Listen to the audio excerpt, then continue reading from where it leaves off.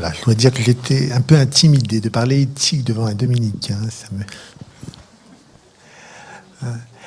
On va reprendre nos propos, nos échanges, avec deux interventions de regard. L'un de Madame Huy, qui travaille à l'ONED. Elle vous en dira deux mots. C'est une agence tout à fait importante en matière de protection de l'enfant.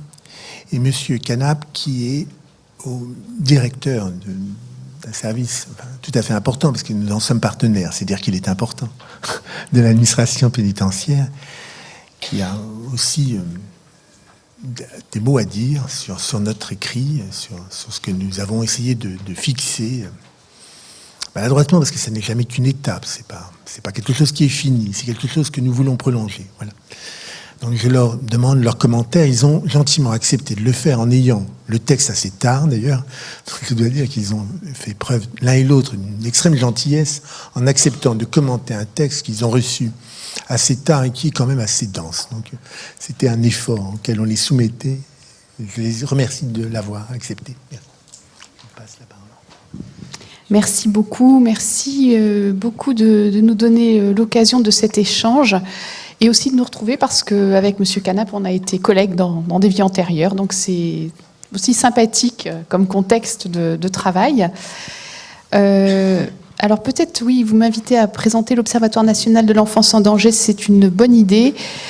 Peut-être tout le monde ne connaît pas cet observatoire qui a maintenant une dizaine d'années, qui a été créé par la loi et qui est géré par un groupement d'intérêt public de l'enfance en danger, c'est-à-dire une structure qui rassemble dans ses instances décisionnaires, donc Assemblée générale, Conseil d'administration, les 100 départements, de par la loi et au titre de leur mission de protection de l'enfance, tous les ministères en charge à un titre ou un autre de la protection de l'enfance et des associations de protection de l'enfance.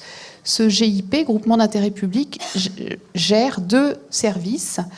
Un qui est le 119, qui est une ligne téléphonique accessible 24 heures sur 24 à toute personne qui a besoin de conseils sur une situation qui l'inquiète par rapport à une susceptibilité de danger auquel un enfant serait confronté dans sa famille.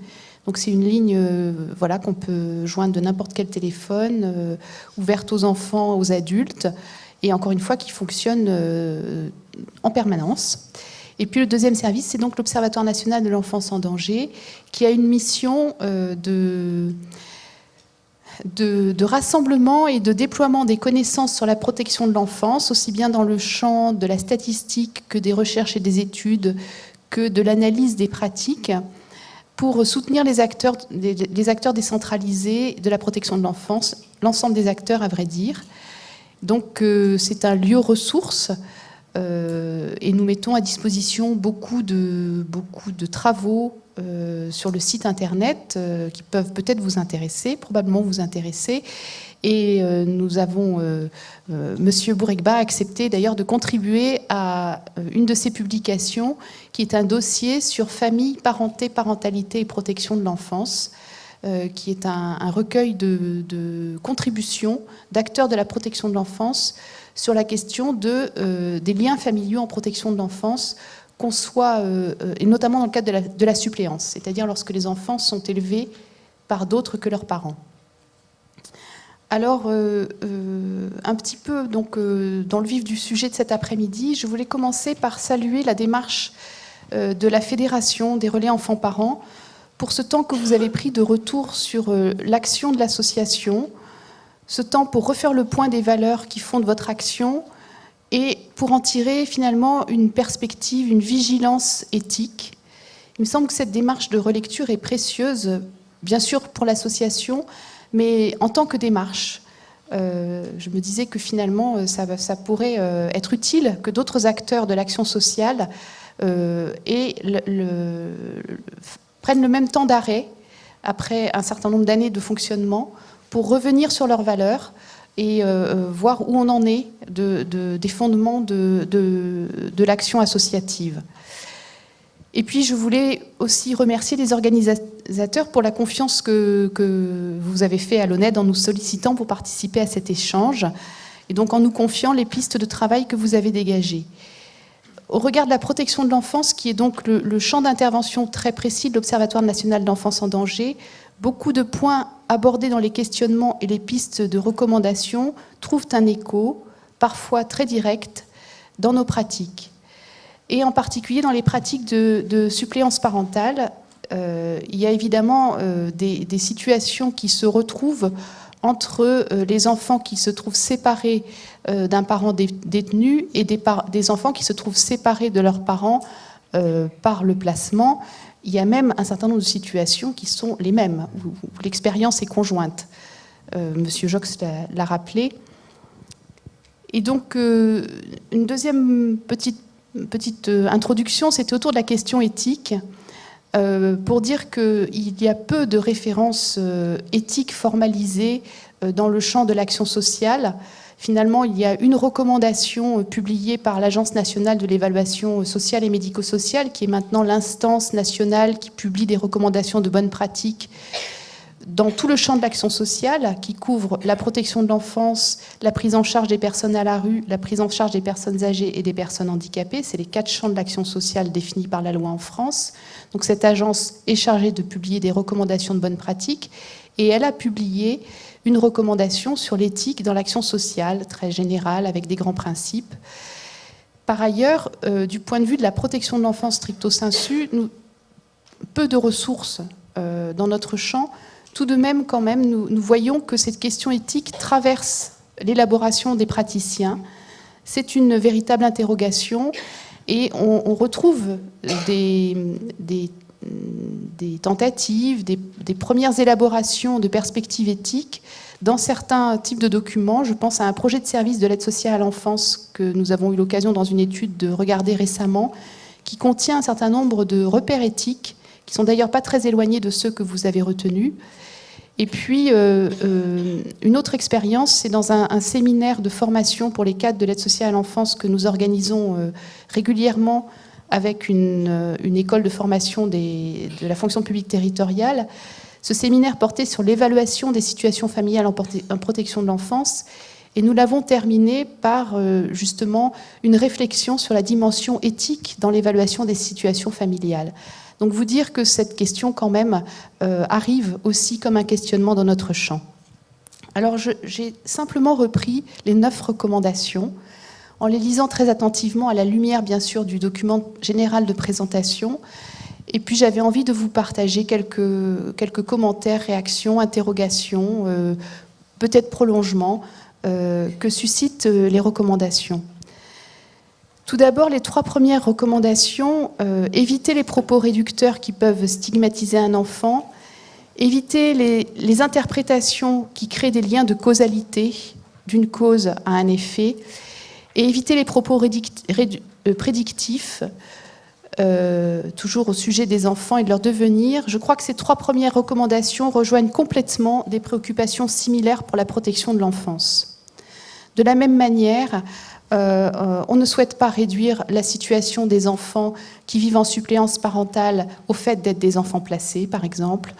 Je reviendrai sur la question des propos prédictifs, parce que nous avons des pistes qui nous amènent à les rejeter, complémentaires à ceux que vous avez pu évoquer. Et j'étais très intéressée de la question à propos des enfants dont l'un des parents est incarcéré. La nécessité que vous avez soulignée de distinguer les émotions que peut ressentir un enfant, comme la tristesse, mais aussi la colère, la peur. La nécessité de distinguer ces émotions de son équilibre psychique, en tant qu'il pourrait être du côté d'un problème de santé. Je crois que c'est vraiment une distinction salutaire qui vaut dans d'autres domaines. Et en même temps, je trouve que cette distinction, qu'on voyait bien d'ailleurs dans le film, on voyait bien cet enfant confronté à la solitude, à la peur, à la colère, à l'inquiétude. Finalement, distinguer les émotions, ça nous renvoie aussi à l'importance, quand on accompagne un enfant en protection de l'enfance, un enfant confronté à des situations adverses, d'être à l'écoute de ses émotions, de pouvoir l'accompagner dans le vécu de ces émotions difficiles. Je crois que l'intérêt de faire cette distinction, c'est bien entendu de dire que c'est pas parce qu'on vit des émotions difficiles qu'on va avoir une évolution pathologique, je le dis un peu rapidement, mais ça permet aussi de pointer l'importance d'accompagner ces émotions, et notamment par rapport à des situations où les enfants peuvent se sentir très seuls. On a aujourd'hui en protection de l'enfance de plus en plus l'émergence de travaux, de recherches qui donnent la parole à des jeunes qui sont passés par le système de protection de l'enfance et qui font part de ressentis de grande solitude. Alors, ça n'est pas réservé à des enfants qui sont passés par la protection de l'enfance. On peut avoir été élevé dans sa famille et témoigner sans avoir de problème particulier, témoigner d'une grande solitude à l'âge adulte. Mais quand on est élevé par d'autres que sa famille, que ceux qui vous prennent en charge soient attentifs à vos émotions, c'est très important. Voilà, donc je trouvais que c'était vraiment intéressant d'avoir pointé ça. Je reviens sur les énoncés prédictifs. On peut connaître le même risque en protection de l'enfance. Par exemple, on a beaucoup de professionnels qui observent que les enfants qui sont pris en charge ont souvent des parents qui ont eux-mêmes été pris en charge. Les enfants sont accueillis en maison d'enfants, en placement familial, et ces enfants, eh bien, leurs parents ont été eux-mêmes accueillis en placement familial, en maison d'enfants. Mais voilà que les recherches nous ont appris qu'il y a un biais de regard. En effet, si on prend une population d'enfants pris en charge et que l'on regarde non pas qui sont leurs parents, mais ce qu'ils deviennent, on se rend compte finalement que très peu de ces enfants qui sont pris en charge vont, lorsqu'ils seront eux-mêmes adultes, confier leurs enfants au système de protection de l'enfance. Et ça, ce sont les recherches qui nous ont appris que le point de vue d'où l'on regarde les choses a des effets sur les résultats. Donc, il y a une différence entre les visions rétrospectives et les visions prospectives. Donc, si on part d'une population d'enfants pris en charge, on va trouver beaucoup d'enfants qui ont eu leurs parents pris en charge. Mais si on regarde aujourd'hui des enfants pris en charge en protection de l'enfance, on a vu par une étude il y a 30 ans que 7% seulement des enfants pris en charge avaient été conduits à ce que leurs enfants soient eux-mêmes pris en charge en protection de l'enfance. Donc beaucoup moins que le regard qu'on a sous l'autre angle. C'est un peu compliqué peut-être, mais en même temps, je voulais rappeler ça parce qu'il me semble que c'est une raison supplémentaire de ne pas entrer dans les discours prédictifs. Parce que les recherches nous montrent que le rétrospectif et le perspectif n'ont pas du tout, n'aboutissent pas au même résultat. Alors, dans la recommandation 4, il y a quelque chose qui est très fort, que vous avez repris, qui est préserver l'intégrité physique ou morale de l'enfant. Vous avez mis ça en avant, et c'est aussi une exigence forte pour la protection de l'enfance. La protection de l'enfance est confrontée régulièrement, presque par essence, à des situations où l'intérêt de l'enfant et les droits des parents peuvent être en tension, peuvent être contradictoires. Et donc, comment résoudre cette tension ? Il est vrai que, en protection de l'enfance, on est très très attentif à cette question de préserver l'intégrité physique ou morale de l'enfant. C'est un axe important pour les décisions à prendre. Et par exemple, il est parfois nécessaire de revenir vers un juge des enfants pour assurer la protection de l'enfant en faisant modifier un droit de visite et d'hébergement lorsqu'il s'avère néfaste pour l'enfant. Voilà un exemple où on va avoir une tension entre le droit des parents. En assistance éducative, des parents peuvent garder un droit de visite et d'hébergement. L'enfant va rencontrer ses parents et puis au fil de ces rencontres, les personnes qui le prennent en charge vont se rendre compte que quand même, il ne va pas bien, il va exprimer des difficultés, il va parfois être très perturbé, il va parfois demander à ne plus assister à ces rencontres. Alors, ce n'est pas parce qu'il le dit qu'on va automatiquement changer les choses, mais il y a des situations où, pour préserver l'intégrité physique ou morale de l'enfant, on est obligé de faire cesser, parfois temporairement, parfois définitivement, les droits de visite et d'hébergement des parents. Donc, c'est franchement très fréquent en protection de l'enfance, ce genre de situation, de débat et de questionnement. On en vient à la notion d'intérêt de l'enfant. Monsieur Jox a beaucoup développé ce qu'on pouvait penser, comprendre de l'intérêt de l'enfant. Peut-être ce qu'on peut ajouter, c'est que en France, quand on lit la Convention internationale des droits de l'enfant en français, on parle effectivement à l'article 3 de l'intérêt supérieur de l'enfant, qui est finalement la norme de cette Convention internationale des droits de l'enfant. Mais ce qui est intéressant, c'est que quand on prend la version anglaise, on voit que les Anglais ont retenu autre chose. Ils parlent de quelque chose qui se traduit par le meilleur intérêt de l'enfant.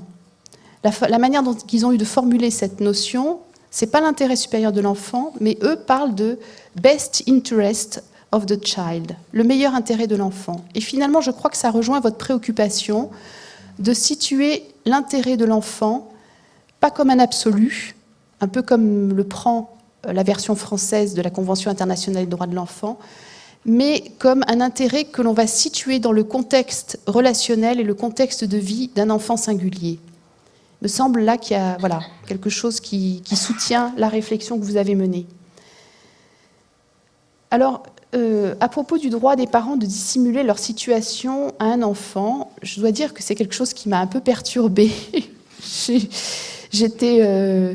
ne suis pas très à l'aise avec cette recommandation-là. Je trouve que c'est une question grave et j'avais juste envie de poser une interrogation. Je me disais, est-ce qu'on ne doit pas avoir une attention portée aux effets de cette dissimulation sur l'enfant, à un éventuel mal-être de ce dernier en lien avec ce que son parent souhaiterait lui dissimuler.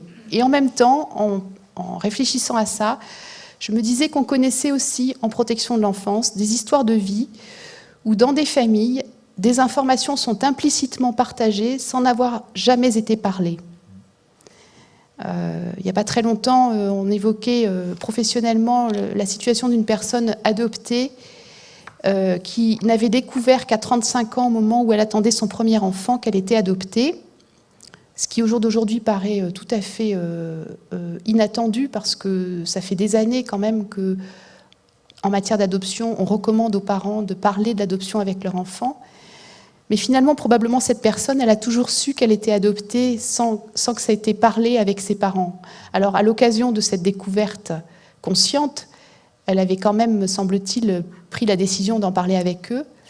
Mais voilà, il me semble qu'il y a des situations de dissimulation qui sont peut-être en fait des fausses dissimulations, ou en tout cas où l'information, encore une fois, est implicitement partagée. Alors la question qui se pose, c'est faut-il expliciter les choses? Faut-il parler?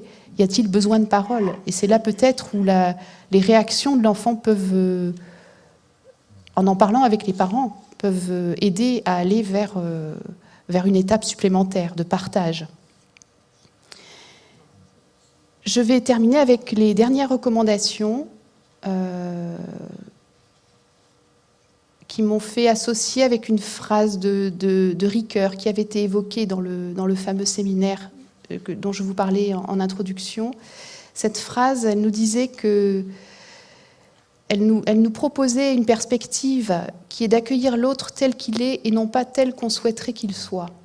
Je trouvais qu'elle répondait bien à votre préoccupation des 2 dernières recommandations et que finalement ces 2 dernières recommandations, l'empathie à l'égard des personnes rencontrées avant l'évaluation, l'écoute à ce que sont les personnes et puis l'écoute des cultures différentes, c'était des invitations à la rencontre, à prendre le temps de se connaître, des invitations au dialogue avec les parents aussi, un dialogue qui peut aussi se construire autour et au sujet de l'enfant. Je dis ça parce que finalement, en protection de l'enfance, il y a aussi des questionnements de ce type. Bien sûr, il y a des phases d'évaluation des situations familiales, mais les personnes qui réfléchissent de manière très approfondie à ces questions d'évaluation orientent les choses aujourd'hui, et je pense en particulier à une équipe de chercheurs en Italie, qu'on a eu l'occasion d'entendre, qui orientent les choses vers la dimension d'un dialogue entre les professionnels et les familles, autour de ce que les familles ont comme savoir, pas compétences, mais savoir peut-être plus sur leur enfant et sur la manière de prendre en charge leur enfant, et puis la façon dont les professionnels voient les choses pour construire ensemble une représentation et des actions ensemble. Voilà, alors c'est une ouverture peut-être autour de réflexions qui existent dans les pratiques professionnelles en protection de l'enfance.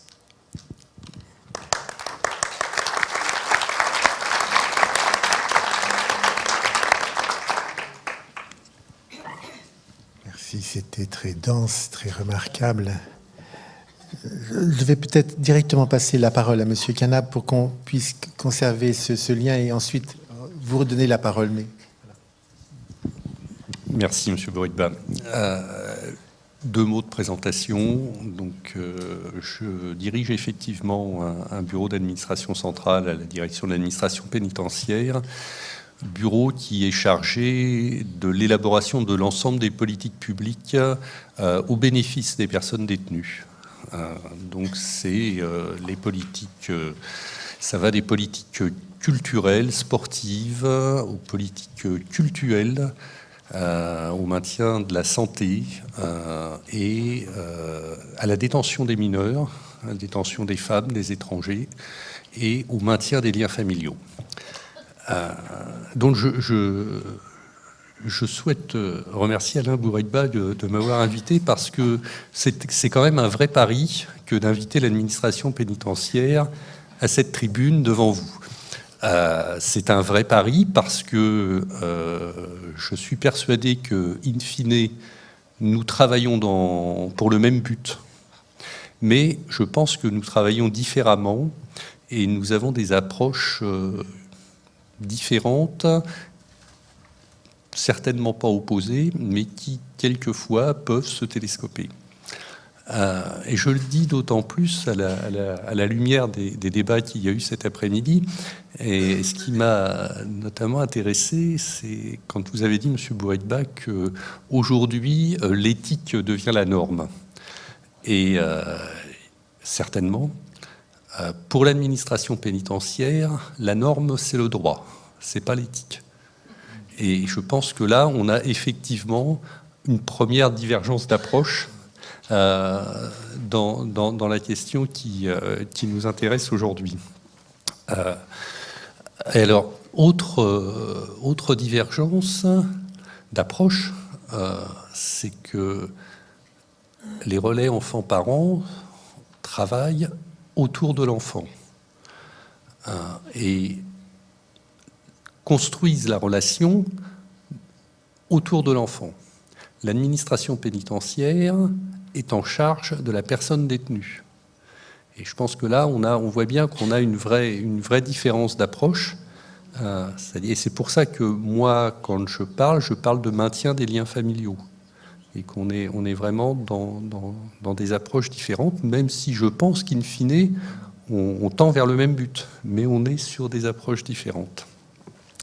Et autre divergence, je pointe toutes ces divergences d'approche pour ensuite arriver à ce qui nous réunit, bien entendu.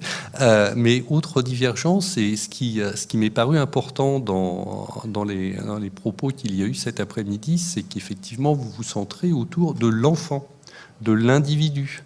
Et ça me paraît effectivement très important, alors que du point de vue de l'administration pénitentiaire, lorsque l'on se décentre de la personne détenue, que l'on s'intéresse au maintien des liens familiaux, on s'intéresse à la famille, on s'intéresse aux enfants au pluriel. Je veux dire, on a peu de compétences pour aller s'intéresser à l'enfant en particulier. Sous réserve d'une dérogation dont je parlerai plus tard, c'est des enfants qui sont hébergés avec leur mère détenue jusqu'à l'âge de 18 mois. Mais on en parlera peut-être un petit peu plus tard. Mais donc, vous voyez, toutes ces divergences d'approche qui, en fait, ne sont, de mon point de vue, mais on pourra certainement l'évoquer, que des divergences d'approche, mais qui ne sont pas des divergences de but. Alors, ce que je souhaite également vous dire en propos liminaire avant de prendre 2 recommandations pour vous donner notre point de vue, c'est ce que l'on met sous les termes de maintien des liens familiaux.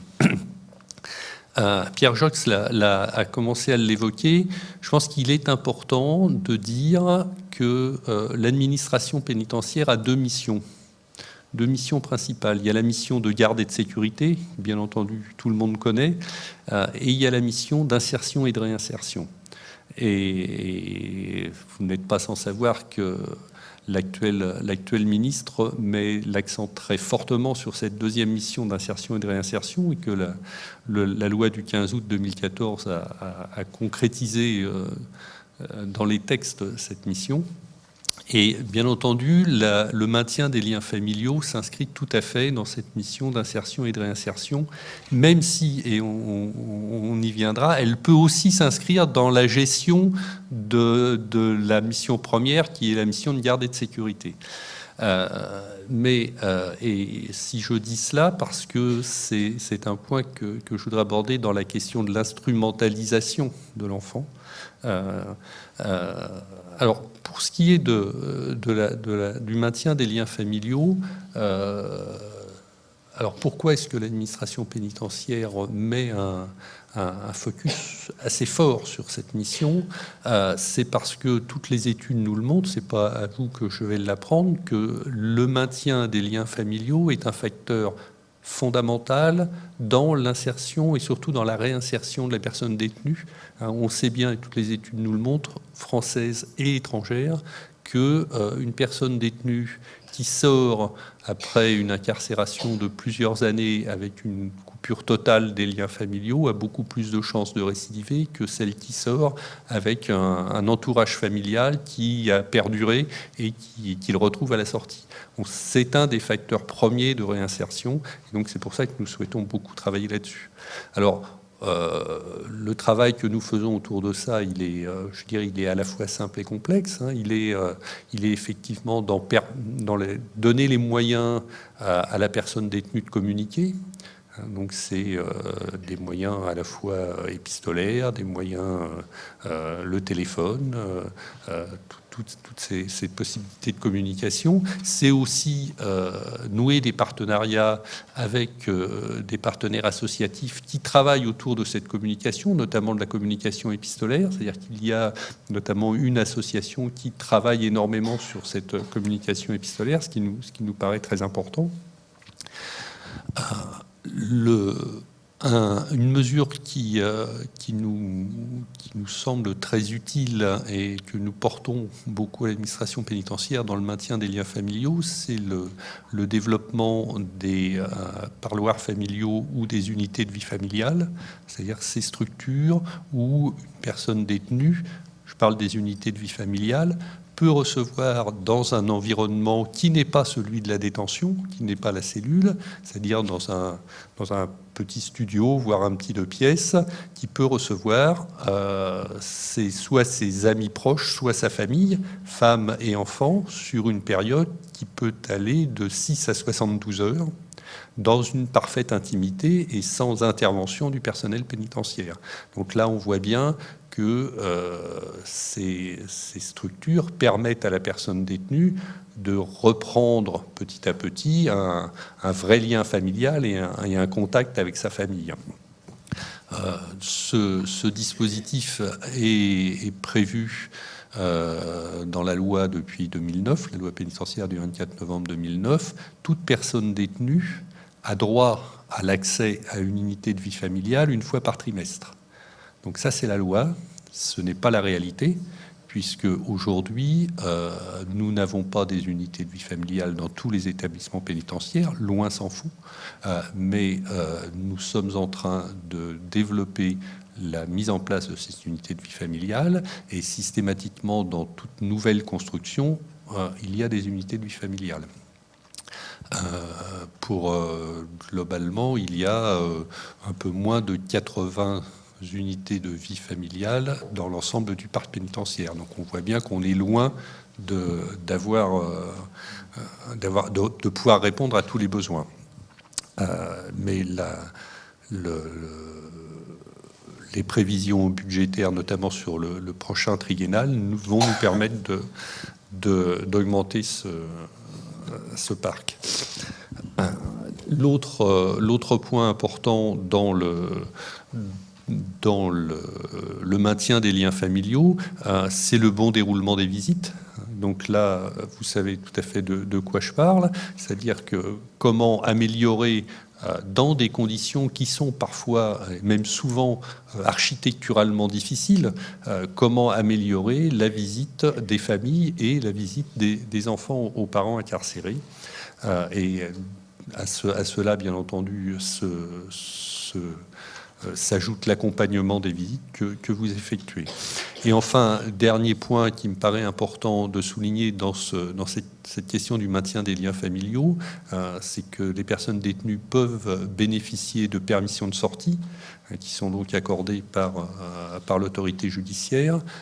Ces permissions de sortie, 70% de ces permissions de sortie sont des permissions de sortie qui sont accordées dans le cadre du maintien des liens familiaux. Voilà, tout ça pour dire que cette politique de maintien du lien familial est pour nous une politique très importante, mais nous l'appréhendons effectivement comme un outil, comme un instrument de prévention de la récidive.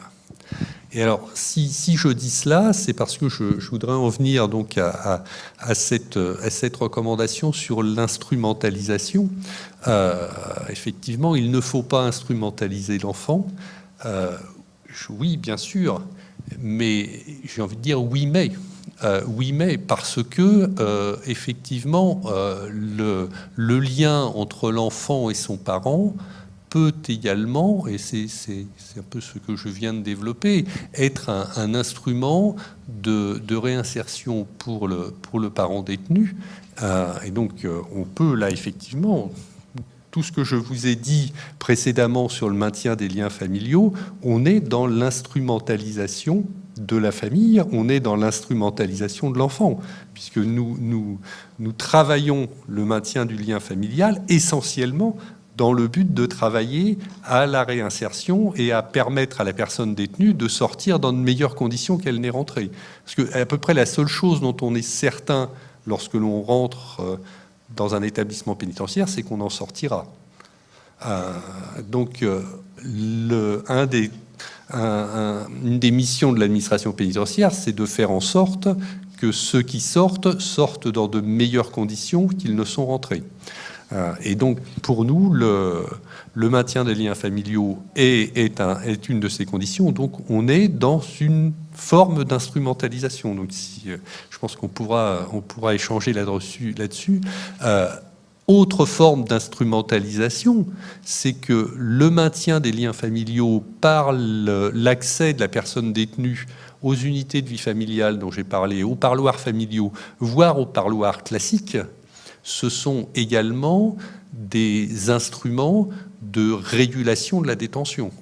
C'est-à-dire que l'on sait bien que si l'on veut que la détention soit le plus calme possible ou le moins agitée possible, il est préférable que les personnes détenues puissent bénéficier de contacts avec leur famille, et enfin ceux qu'ils souhaitent, et qu'on sait bien que dès que des événements extérieurs viennent entraver la possibilité pour les personnes détenues d'avoir accès au parloir, immédiatement, il y a une conséquence très forte sur la gestion de la détention. Donc là aussi, nous sommes dans l'instrumentalisation de la relation enfant-parent. Et autre instrumentalisation qui n'est pas là du fait de l'administration pénitentiaire, mais je pense qu'il faut également l'avoir en tête, c'est l'instrumentalisation de la relation parent-enfant par la personne détenue elle-même, voire par le couple. C'est-à-dire que le couple de parents ou la personne détenue peut tout à fait utiliser la présence ou le souhait de la visite de l'enfant au bénéfice de l'adulte et non pas au bénéfice de l'enfant. Donc je pense que là aussi, effectivement, il faut être très vigilant, mais l'instrumentalisation de l'enfant existe. L'autre point que je voudrais évoquer avec vous, c'est sur les représentations normatives. Parce que, donc ça, là aussi, Pierre Jox a commencé à l'évoquer, et vous également, M. Bourriba, sur le positionnement de la fonction parentale. Je veux dire, ne nous racontons pas d'histoire. La personne détenue n'est pas obligatoirement un bon parent et n'est pas obligatoirement un parent qui s'est découvert dès la naissance de son enfant. Très souvent, la personne détenue se découvre parent à l'occasion de sa détention. C'est-à-dire que, et on revient là à la question de l'instrumentalisation, c'est-à-dire que, bien évidemment, l'utilisation de ce statut et de cette fonction de parent peut être très forte par la personne détenue pour obtenir d'autres, des avantages connexes.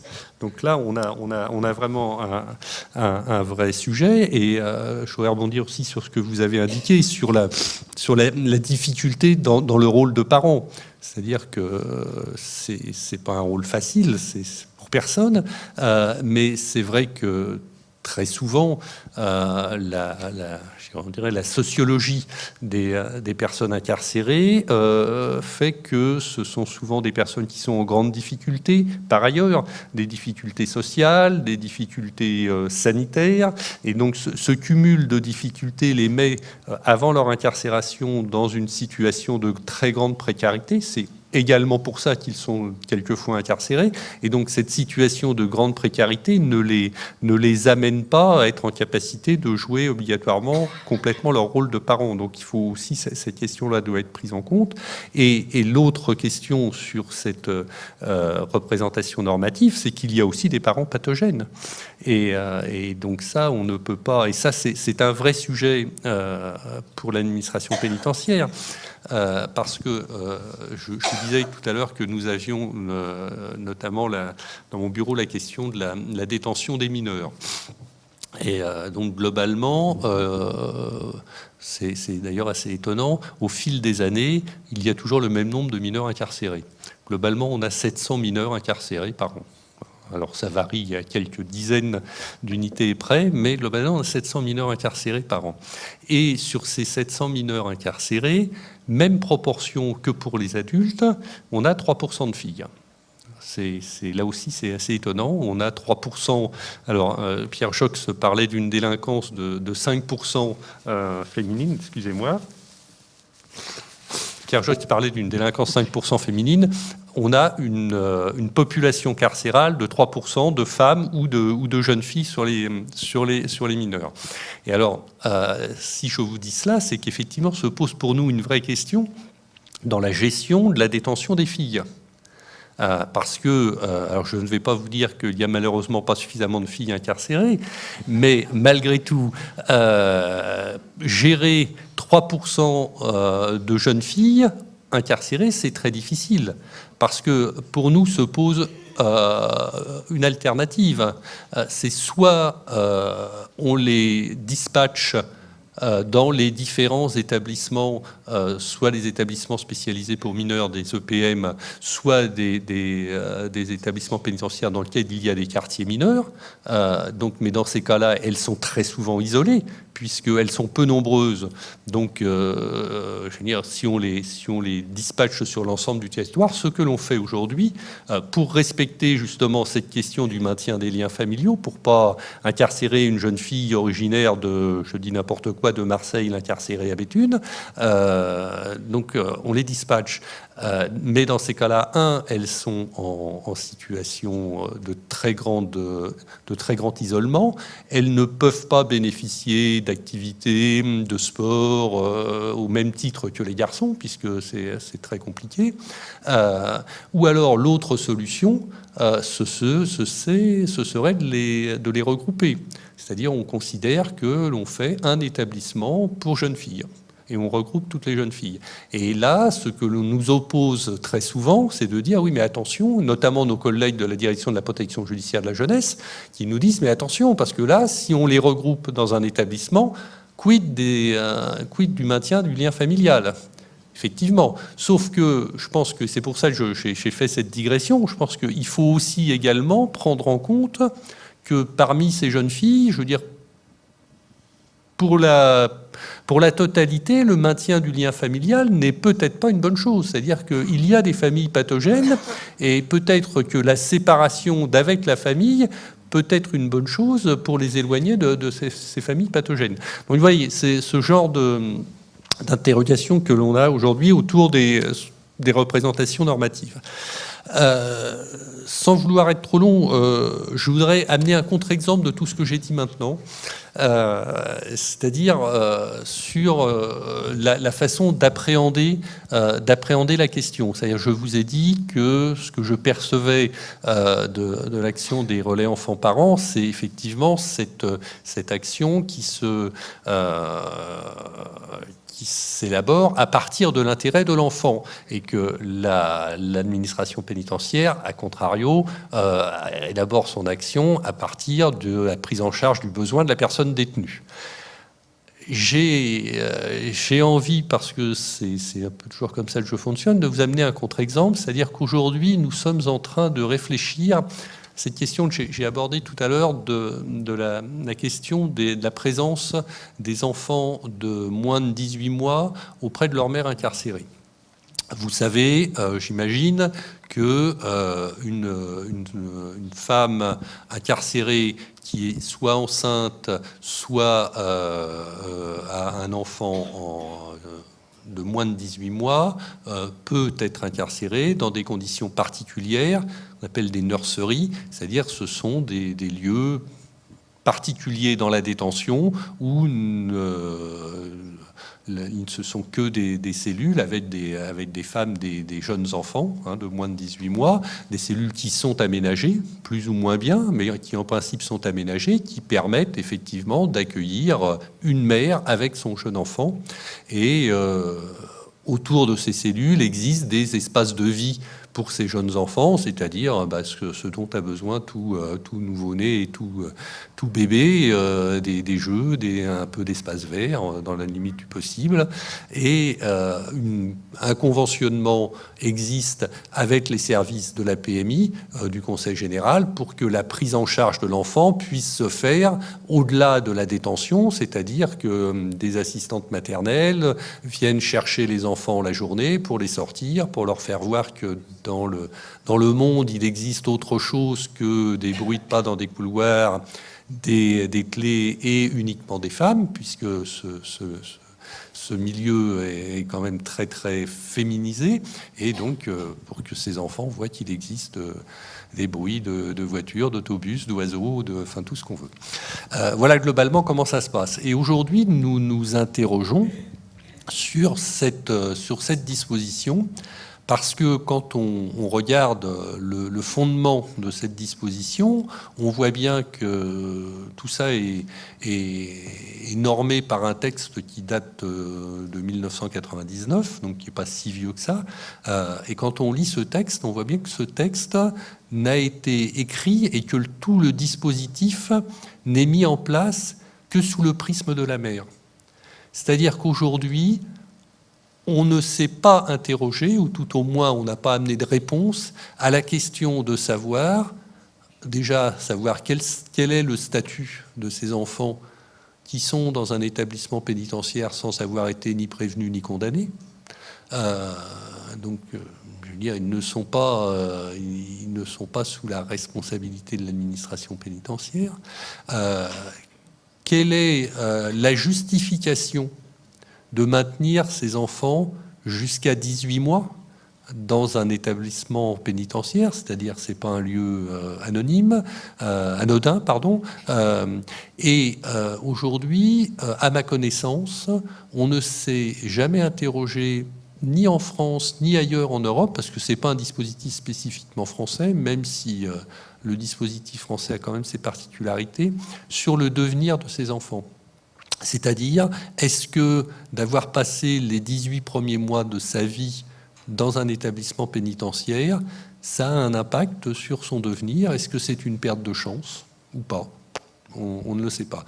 Donc, si je vous dis tout ça, c'est que là, à contrario de tout ce que j'ai dit précédemment, nous souhaitons ouvrir la réflexion avec l'autre prisme, c'est-à-dire non pas le prisme de la personne détenue, mais le prisme de l'enfant.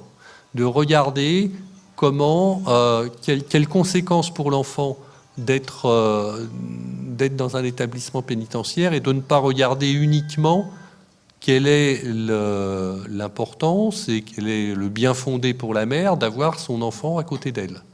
Voilà. Et la question qu'on se pose également, c'est pourquoi 18 mois ? Est-ce qu'il est préférable d'être séparé de sa mère à 18 mois, ou est-ce qu'il est préférable d'être séparé de sa mère à 3 mois ? Voilà, toutes ces questions sont ouvertes. Voilà globalement ce que je pouvais dire, et je pense que l'intérêt maintenant est d'échanger avec la salle. Merci Monsieur Canap.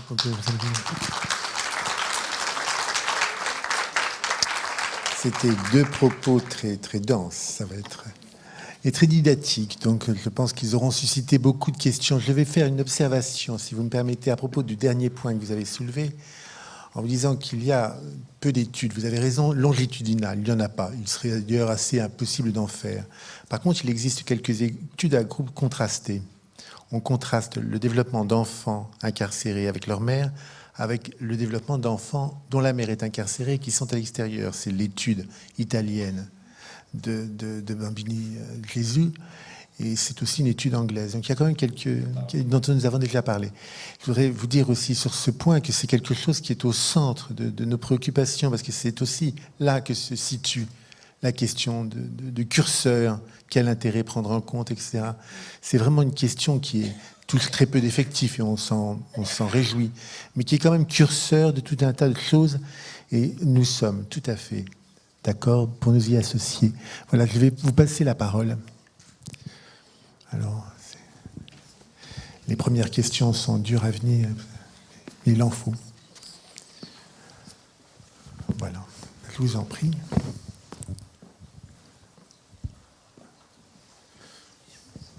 Oui, est-ce que vous pouvez vous présenter, s'il vous plaît ? Oui, bonjour. Je suis éducatrice au relais enfants-parents dans la Somme. J'interviens dans le Pas-de-Calais. Je voudrais remercier M. Canap pour son honnêteté, effectivement, dans le sens où on n'a pas les mêmes approches, qu'on se place du côté de l'enfant ou de la personne détenue.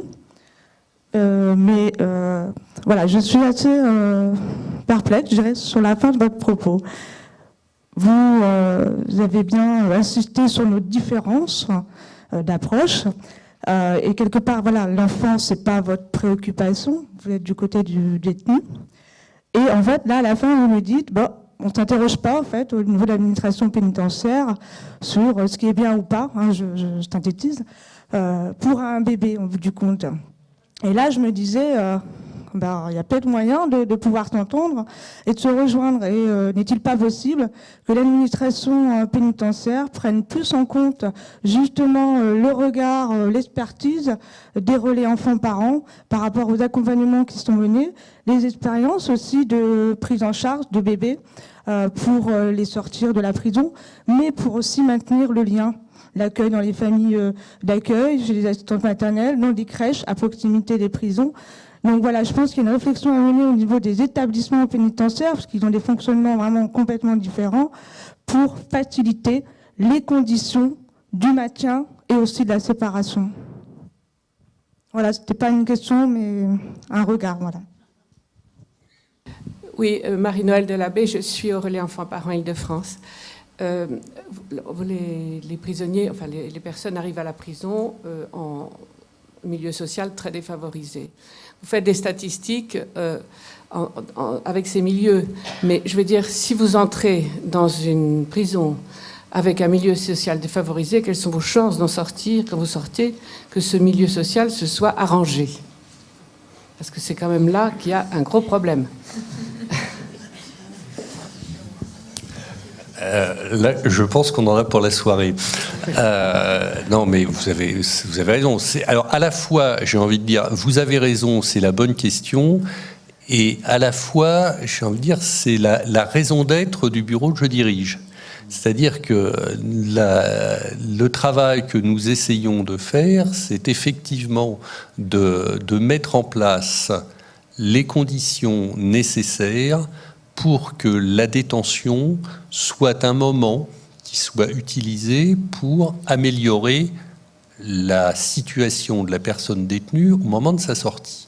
Alors, une fois que l'on a dit ça, on n'a pas dit grand-chose. Pourquoi ? Parce que la grande difficulté, c'est que pour améliorer effectivement les conditions, donc on voit très bien que c'est plusieurs facteurs. Alors déjà, pour vous donner un repère,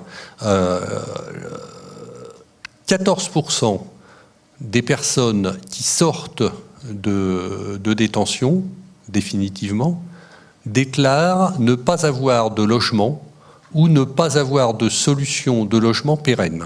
Et quand je dis pas de solution de logement pérenne, c'est-à-dire qu'ils savent que les 2 premières nuits, ils vont pouvoir aller chez un copain, mais que ça va pas durer beaucoup plus longtemps. Donc vous voyez, c'est quand même 14%, c'est important. Hein. Alors, la vraie difficulté, c'est qu'on parle de quoi ? On parle effectivement de l'accès au logement. On parle de l'accès aux prestations sociales. On parle de l'immatriculation à la sécurité sociale. On parle de la santé. On parle du travail. On parle de la formation professionnelle. Vous voyez, toutes ces choses-là. Toutes choses pour lesquelles l'administration pénitentiaire n'est pas compétente. Et c'est là la grande difficulté. C'est qu'aujourd'hui, nous sommes face à une question qui fait que lorsque l'on veut améliorer la situation, on se heurte à plusieurs problèmes. On se heurte à un premier problème, c'est que, je suis un peu gêné de dire ça à côté de ma voisine, mais le premier problème, c'est que la France est un pays très décentralisé et que beaucoup de compétences ont été confiées aux départements. Alors, en quoi est-ce que c'est un problème ? C'est un problème, c'est-à-dire que l'État n'a pas un interlocuteur. L'État a 100 interlocuteurs. C'est-à-dire que chaque exécutif départemental est compétent pour son territoire. Ce qui veut dire, vous comprenez bien, que pour aller négocier l'accès à certaines prestations sociales, on ne peut pas négocier avec un interlocuteur. C'est-à-dire qu'on a 100 exécutifs départementaux qui doivent prendre position. Donc, vous voyez, c'est tout ce travail-là sur tout l'accès aux prestations. L'autre domaine que l'on utilise, tout à l'heure, je vous disais qu'on élaborait des politiques culturelles, des politiques sportives. Très franchement, moi, en tant que responsable de ce bureau, il m'importe peu qu'une personne détenue puisse aller au cinéma, puisse, je ne sais pas moi, faire un atelier de travail autour d'une sculpture avec un partenariat que l'on a avec le Louvre, ou bien puisse augmenter sa masse musculaire en faisant du sport. Tout cela ne m'intéresse pas. Ce qui m'intéresse, c'est d'utiliser ces outils que sont la culture, que sont le sport, pour réinscrire les personnes détenues dans un processus, dans un projet collectif. Parce que, effectivement, bien souvent, ces gens, malheureusement, ont une grande difficulté avec le collectif et ont perdu des repères qui sont, en principe, les repères qui nous permettent de vivre en société.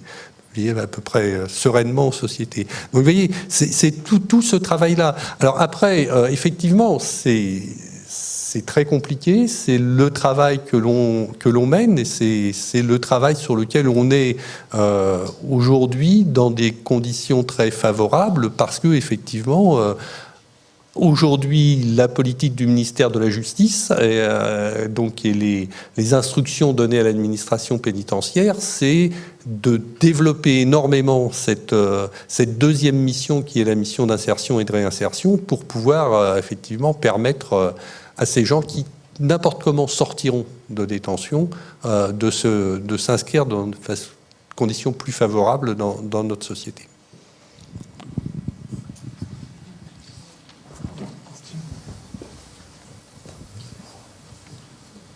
Merci. Bonjour, Florence Dubord-Père, responsable du relais enfants-parents de Marseille. Donc la question de la nurserie, je vais faire un tout petit aparté là-dessus, on la connaît bien puisqu'effectivement on a un quartier nurserie qui peut accueillir 4 mamans, donc il y a tout un travail. Je crois beaucoup au travail local de coordination des uns avec les autres. Il y a un travail à Marseille qui se fait. On a des réunions petite enfance avec la direction, la PMI, le SMPR, le SPIP. Voilà, il y a quelque chose qui se fait très localement et qui nourrit, qui croise les pratiques. Voilà, qui fait que ça marche pas mal. Il y a aussi un vrai problème parce que pour nous, c'est important que le bébé puisse rester avec sa mère, puisqu'on a des femmes qui rentrent enceintes. Je les imagine pas aller accoucher, laisser le bébé à la maternité ou le bébé aller en pouponnière et la maman rentrer en détention sans son enfant. Ça, c'est vu. Pour des manques de place, puisqu'il y a 4 places. Et si une 5e maman arrive avec bébé, le bébé reste dehors. Donc au mieux, il a une famille. Il s'est retrouvé en pouponnière. Donc c'est pas, bien sûr, pour nous, c'était quand même un bébé qui a eu beaucoup de difficultés, syndrome d'abandonnisme, quoi. On avait eu des réunions là-dessus. On n'a pas eu moyen de négocier une place pour qu'il retourne avec sa mère. Donc ça, c'était un point très concret, hein. Il n'y a pas de critique là-dedans. C'est un constat. Des situations posées dans la réalité.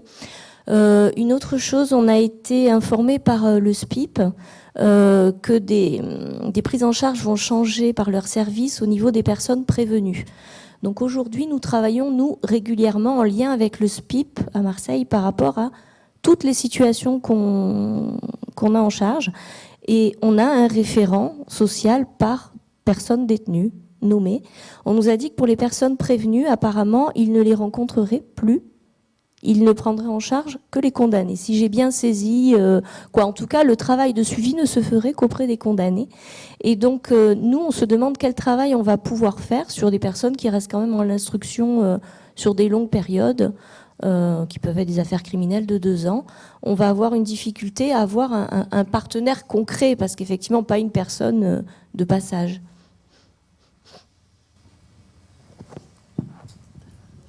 Très franchement, j'espère que vous avez mal compris. Parce que non, peut-être, mais je ne sais pas, hein, mais ce que l'on peut comprendre, c'est qu'effectivement... alors je suis très gêné parce que comme je ne sais pas ce que vous a dit le SPIP, c'est délicat. Mais ce qu'on peut comprendre, c'est qu'effectivement, notamment dans le cadre des nouvelles dispositions de la loi du 15 août 2014, où il y a une étude systématique de la situation de certaines personnes détenues aux 2 tiers de la peine, enfin suivant un quantum de peine, tout cela fait qu'effectivement, on voit bien que l'action des services pénitentiaires d'insertion et de probation ne peut se déployer que sur du moyen ou long terme. C'est-à-dire qu'effectivement, une personne prévenue qui va rester 2 mois en détention, c'est beaucoup plus difficile de mettre en place une action qui soit un peu efficace. Enfin, j'ose espérer que c'est dans ces termes-là que c'est ce sens, ce message-là qu'a voulu vous donner le SPIP, parce que d'autant plus connaissant le SPIP des Bouches-du-Rhône, je serais très étonné que oui, mais je pense que j'ose espérer qu'il y a une mécompréhension, parce que d'autant plus, je vous dis, venant du SPIP des Bouches-du-Rhône, qui est quand même un SPIP qui fonctionne très très bien, donc je serais très étonné que ce soit différent.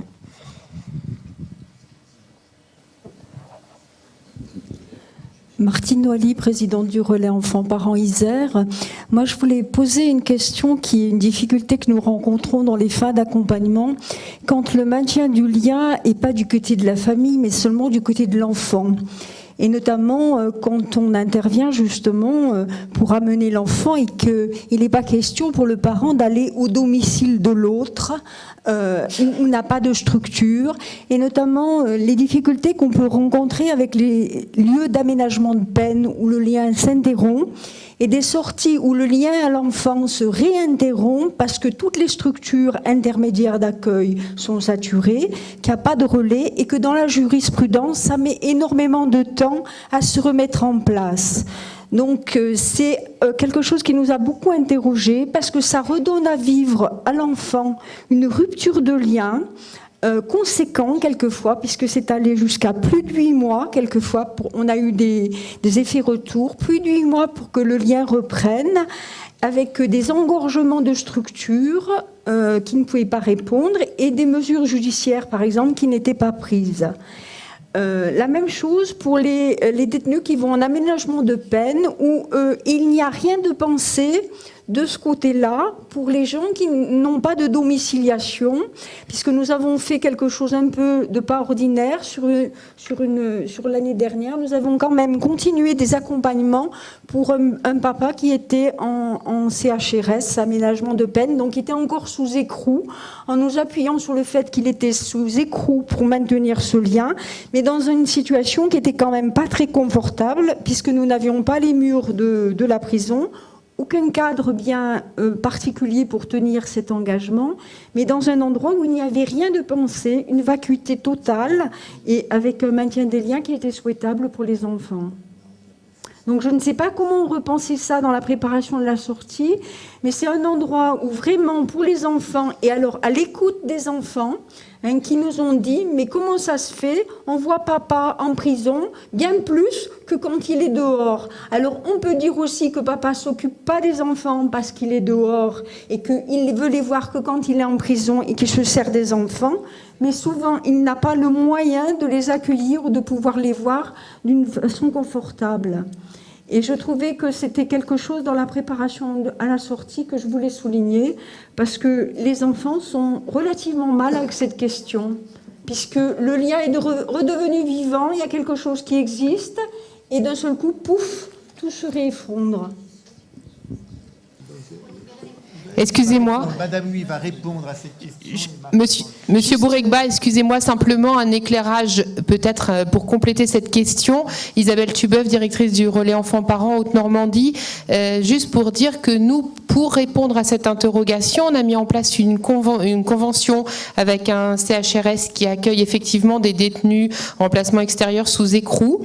On va même modifier les statuts de l'association en conséquence pour accueillir effectivement les détenus sous écrou, et on fait donc des accompagnements au relais réguliers de détenus qui sont en placement extérieur dans le cadre de cette convention. On fait d'ailleurs aussi des accompagnements de détenus qui sont en permission, comme c'était évoqué tout à l'heure, pour éviter la rupture de lien.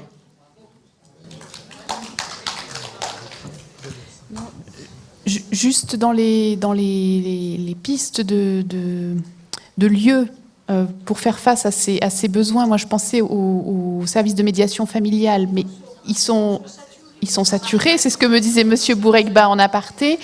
Et donc, en fait, ça faisait écho aussi à des choses dont on entend parler dans certains départements qui sont en train de se monter, qui sont des maisons d'accueil des familles, qui sont des structures très ouvertes et qui ont pour projet d'accueillir des parents et des enfants qui ne peuvent pas vivre ensemble pour X raisons, de logement, etc.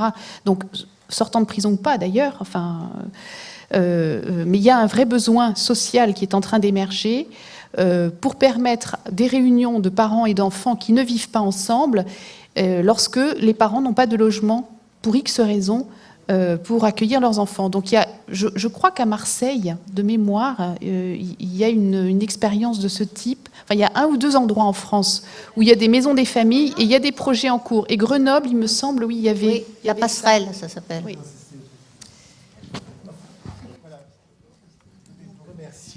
Marie-France va clore. Marie-France est la fondatrice des relais. Elle va clore.